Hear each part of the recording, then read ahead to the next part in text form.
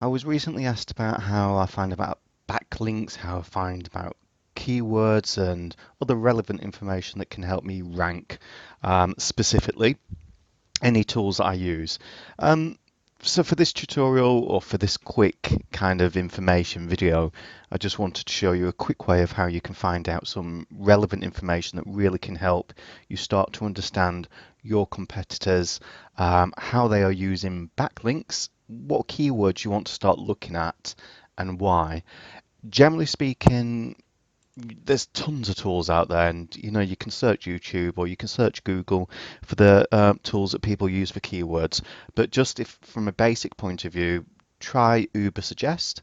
I'm not affiliated with them in any way, shape or form. It's not the best tool out there, I'm going to add to as well, but it's one that's really gentle and easy to use.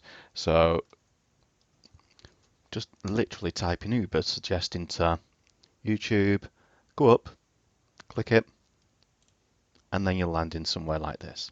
Okay, it'll always start you off at the dashboard, and you might need to log back in as well, using your Google account or some other account. But just use a generic account that you're not really too bothered about if you don't want to share your information, especially if you've got websites up and running that you don't want to share yet.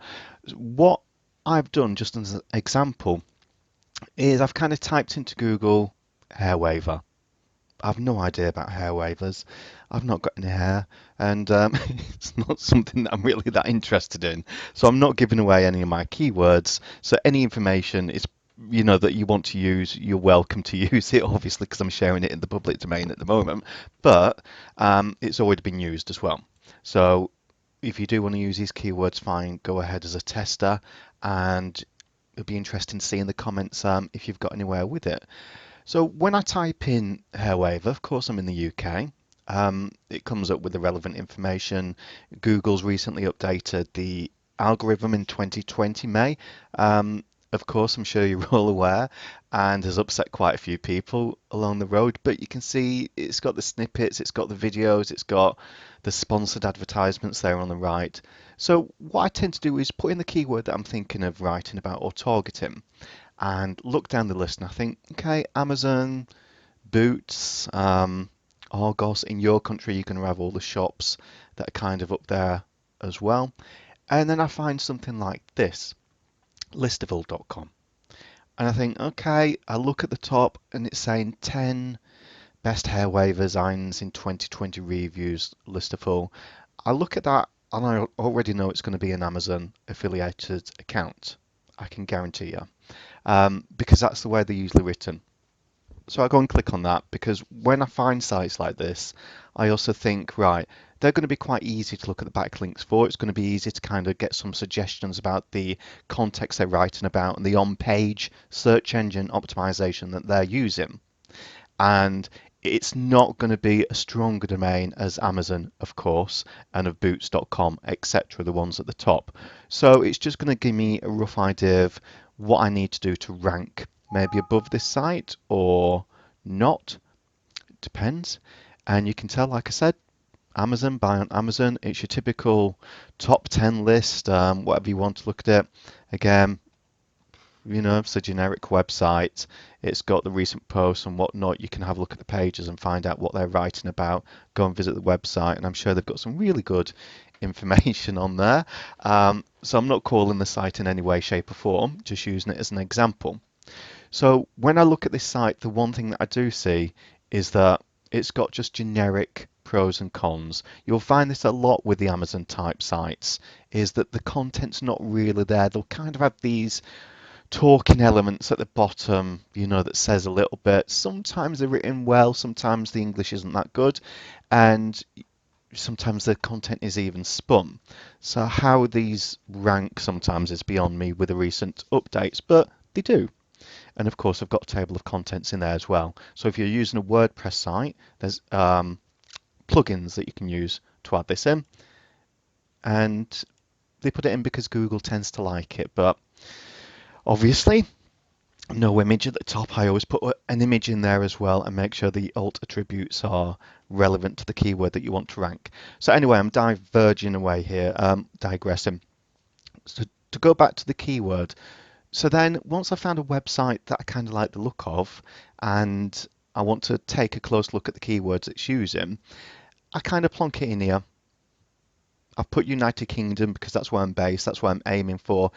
I might have a .com, so I'd want to aim at the international market, the US market. And of course, if it's an Amazon site, I'd tend to be affiliated with the US market or any other markets that I want. But for this just sample, I'm using the UK.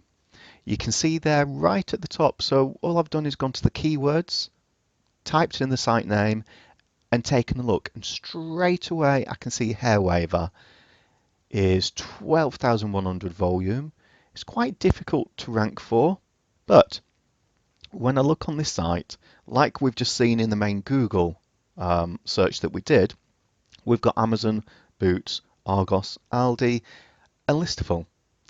When I look at this and I think, okay, they're getting about 700 hits or maybe visits. It's not always the case, but it's a rough guesstimate a month. And what I found with Uber Suggest, it's sometimes outdated as well by quite a few weeks. So if you see that your site's not in there and you're expecting it to be, remember that it is not updated every single day, as far as I know. But so go back to it in a few days, maybe even a couple of weeks. But what I tend to find in this is that I can look at the domain scores and see what's actually ranking um, and what kind of score they've got for the keyword that I want to rank for. And I can see that Listable is 5. It's accurate to what's showing in Google at the moment, and it's got domain score 15. That tells me it's a pretty easy domain to beat. Not always. And I can also see there's no social shares there for it as well. So again, quite an easy domain to reach for. If you can beat that site just for the UK, then you're going to be looking at 700 visits a month, and this is just for one keyword. If we look at other sites on there, to be fair, like I said, I'm not wanting to focus on their website specifically, but when I look at other websites that are trying to rank there, I've not subscribed, so it's not showing any others below, but if you subscribe to it, Uber Suggest, then it'll show more information down there. And when I look at this, I can see there's more sites as well, whichtobuy.co.uk. If I open that up, you can see exactly what I said before. Best hair wavers table of contents, Amazon, all day long. Yep, exactly the same format, the same kind of information at the bottom. Um, Google seems to be all right with these websites at the moment. Trust me, it won't take too long before Google actually turns around and starts to look at the sites in more detail. As more and more pop up, they are very, very generic. So just be careful of that when you're starting a website. So next, what I want to do is look at this and in more detail. So I want to look at the website and see what domain score it's got, backlinks it's got. And again, it'll pop up with a box to say that you've got no credits left if you're not subscribed to this. So just to really, really quickly look at the backlinks that it's scoring for here. And you can see it's got quite a few, some high domain scores on there, whether they're relevant or not. See, photographers, cinematographers, is that really relevant to the website? I doubt it. What websites tend to do is get quite high scoring domain scored websites, especially trying for government ones and edu ones, and they'll try to rank with these. When you're ranking a website, you need to make sure that the backlinks you're getting are natural. Google is really clamping down on this now. So you can see down here, exposing the secret sex lives of famous Greeks and Romans in the ancient. What has that got to do with a website? I have no idea. It's something that you're going to need to consider when you're trying to get backlinks as well. So when I look at these, I just think none of these are really good for me. Again, what has Rock and Roll Hotels got to do with that? I have no idea. And when I look at this site, so when I'm looking at the backlink that's pointing towards it, I can see it's a hotel. Again, I have no idea why they've got a backlink on that site, but it's not a very good website either. It's taken quite a long time to load, so I'm not even going to bother looking at that. But what you can do within this site is look at a URL in particular. So you can look at the, sorry, in this section. So you can look at this specific URL, the exact URL, and again, it's probably going to tell me I've run out of credits now. No, it's not. But you can see there's only one backlink for that URL, that specific one. And they've either paid for this, let's have a look at it. They've either paid for it to put it on there, they've asked someone to include it within some text. So you can see here, and down at the bottom, you can't see it on your screen, but it says listable. So the URL is there. And that's all they've done, really, to get that one up there. Now, of course, the URL, the exact URL, and the ranking of that URL is going to be determined by the website as a whole as well.